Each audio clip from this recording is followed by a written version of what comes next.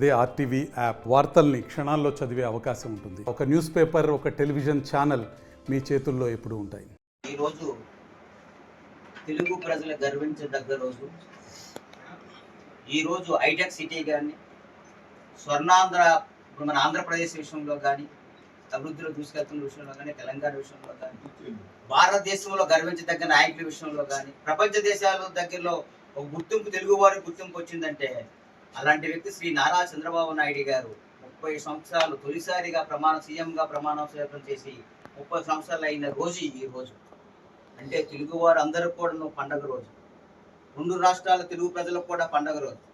అలాంటి మహానుభావుడు సీఎం అయిన తర్వాత కొత్త సంస్కారంలో ఈ రోజు మన ఆంధ్రప్రదేశ్లో కానీ, మన తెలంగాణలో కానీ రావడం అనేది జరిగింది.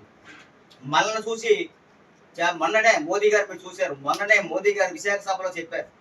నేను పబ్లిక్ లో ఎదురుగా కూర్చొని విన్నాను. నేను చంద్రబాబు ఆయన గుజరాత్ సీఎంగా ఉన్నప్పుడు, చంద్రబాబు నాయుడు గారు ఉమ్మడి ఆంధ్రప్రదేశ్ సీఎంగా ఉన్నప్పుడు, చంద్రబాబు నాయుడు గారు సంస్కరణలు ఆయన కాపీ కొట్టేవాళ్ళని మోదీ గారు సాక్షాత్ ప్రధానమంత్రి గారు చెప్పిన వ్యక్తి ఆయన.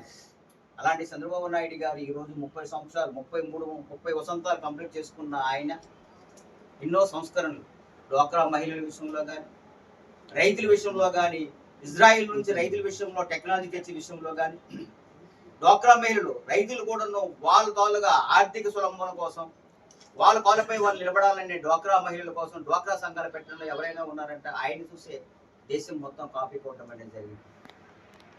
జన్మభూమి కార్యక్రమాల విషయంలో కానీ, ఇలా చెప్పుకుంటూ పోతే విద్యుత్ సంస్కరణల విషయంలో కానీ, డిజిటల్ కరెన్సీ విషయంలో కానీ, మోదీ గారికి చంద్రబాబు నాయుడు గారు లాస్ట్ టైం మీరు చూశారు, మెయిన్ పెద్ద నోట్లో ఆల్రెడీ బ్యాన్ విషయంలో 2016 విషయంలో కానీ, ఏ విషయం తీసుకున్న చంద్రబాబు నాయుడు గారు విజనున్న నాయకులు, ప్రపంచ దేశాలు కూడా చంద్రబాబు నాయుడు గారిని గౌరవించడం గల కారణం ఆయన టెక్నాలజీ ఆయన చూసింది. ఈ రోజు తెలంగాణలో ఈ హైటెక్ సిటీ కానీ, ఈ రోజు తెలంగాణ అభివృద్ధి గల కారణం ఎవరైనా ఉన్నారంటే మన సాక్షాత్ తెలంగాణలో రేవంత్ రెడ్డి గారే మీటింగ్ లో చెప్పడం అనేది జరిగింది. ఏం చెప్పారు? చంద్రబాబు నాయుడు గారు ఎన్ని అనుకున్నా ఎన్ని అనకపోయినా ఈ రోజు తెలంగాణ అభివృద్ధి గల కారణం, మెయిన్ కారణం హైటెక్ సిటీ కారణం అని చంద్రబాబు నాయుడు గారు అని చెప్పారు. ఈ రోజు ఆంధ్రప్రదేశ్ విషయం తీసుకుందాం. స్వర్ణాంధ్ర సృష్టికర్త. ఈ రోజు మనకి అమరావతి రాజధాని. గతంలో జగన్మోహన్ రెడ్డి చేసిన మోసాలు మనం అందరం చూసాం. 3 రాజధానులు అన్నాడు. 5 సంవత్సరాలు ప్రజలు పుదుపులు పెట్టాడు. మన పిల్లలకు ఎగ్జామ్కి వెళ్ళినప్పుడు మన రాజధాని ఏదని అడిగి చెప్పితే చెప్పడానికి మనకు ఆస్కారం లేకుండా ఉండే విధం జరిగేది. రాజధాని ఏదని చెప్పుకుంటే ఏ చెప్పాలో వాళ్ళకే తెలియక విశాఖ చెప్పాలా, లేక కర్నూలు చెప్పాలా, లేక అమరావతి చెప్పాలనుకుని కన్ఫ్యూజ్ లో ఉండేవాళ్ళు. ఈ రోజు మళ్ళీ మనం వచ్చిన తర్వాత రాజధాని అభివృద్ధి పరుగులు పెడుతుంది. ఇప్పుడిప్పుడు ఆర్థిక వ్యవస్థ ముందుగాడిలో పడుతుంది. అమరావతి సృష్టికర్త ఎవరని చంద్రబాబు నాయుడు. P4 విధానం, పబ్లిక్ ప్రజల తాలూకా పార్ట్నర్షిప్ ఏంటంటే పూర్తిగా పేదరిక నిర్మూలన. P4 విధానం. ఎన్ఆర్ఐలు అందరూ దత్తత తీసుకున్న విషయం. ఎవరైతే 10 కుటుంబాలు ఉన్నాయో ఆ 10 కుటుంబాలు దత్తత తీసుకొని వాళ్ళు కూడా మనతో సమానంగా, వాళ్ళు కూడా ఆర్థికంగా చదువు నుంచి వాళ్ళ ఉద్యోగం వచ్చిన వరకు వాళ్ళు చేదోడు వాదోడుగా ఉండేటువంటి P4 విధానాన్ని ప్రవేశపెట్టిన ఘనత ఎవరికైనా ఉంటే అది ఒక చంద్రబాబు నాయుడు గారికి ఉంది. అతి తక్కువ టైంలో 2047 లోపుగా ఈ P4 విధానాన్ని మన ఆంధ్రప్రదేశే కాదు, భారతదేశమే కాదు, ప్రపంచ దేశాలు కూడా ఈ P4 విధానం మీద ఆలోచిస్తున్నాయి. ఈ విధానం అయితే పేదరిక నిర్మూలనకి మొదటి మార్గం అవుతుంది. ఇలా చెప్పుకుంటూ పోతే ఆయన చెప్పుకుంటూ పోతే ఆయన చేసుకుంటూ పోతే ఎన్ని కావు. పెన్షన్ విధానం తీసుకుందాం. ఏ రాష్ట్రం కూడా, భారతదేశంలో ఏ రాష్ట్రం కూడా మనంత పెన్షన్ ఇచ్చేది ఇంకెక్కడ ఏ రాష్ట్రం కూడా లేదు.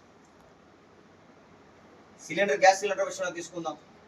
ఇప్పుడు మహిళలకు ఉచిత బస్సు ప్రయాణం విషయంలో తీసుకుందాం.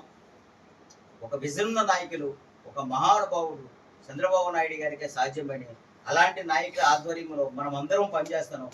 30 సంవత్సరాల ఆయన పరిపాలనలో 30 సంవత్సరాలు 4 సార్లు సీఎం గారి ప్రమాణ స్వీకార కార్యక్రమంలో ఆయన సాధించిన మైలురాయిలు ఇన్ని చరిత్రలో మిగిలిపోతాయి ఉన్నది. ఇంతవరకు ఏ సీఎం కూడా అలా అన్ని మైలురాయిలు ఆయన దాటలేదు.